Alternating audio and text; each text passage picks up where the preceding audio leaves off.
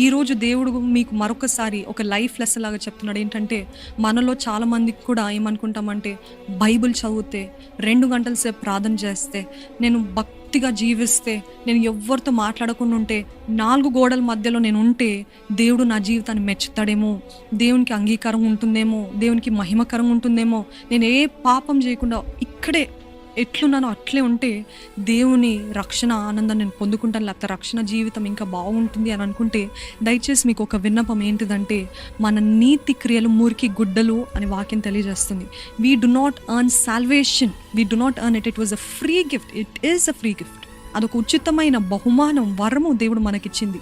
ఆయన ఆల్రెడీ మన కోసం సిలువలో మరణించినప్పుడే మనకి ప్రతి ఒక్కరికి ఏ భేదం లేకుండా ఉచితంగా ఇచ్చాడు ఆయన రక్షణ.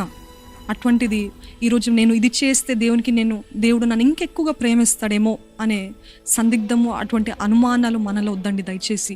అటువంటి ప్రయత్నాలు కూడా చేయండి. పరిశీలన కూడా చేస్తారు. ఏంటంటే, ఇన్ని గంటల సేపు నేను స్క్రిప్చర్స్, ధర్మశాస్త్రం చదివితే, ఇన్నిసార్లు నేను ఉపవాసం ఉంటే, ఇన్నిసార్లు నేను ఇంతసేపు నేను దేవుని సన్నిధిలో లేకపోతే చారిటీ వర్క్స్ చేస్తే దేవుడికి నా పైన ఇంకెక్కువ ప్రేమ పుడుతుందేమో అని అనుకుంటారు. కానీ మీ నీతి క్రియలు మురికి గుడ్డలు. మనము we do not earn salvation, but we will try our best. ఏంటిదంటే, పరిపూర్ణతలోకి పరిశుద్ధంగా జీవించడానికి మాత్రం ప్రయత్నించాలి. కానీ దీన్ని బట్టే దేవుడు నన్ను మెచ్చుతాడంటే అది పెద్ద అబద్ధం.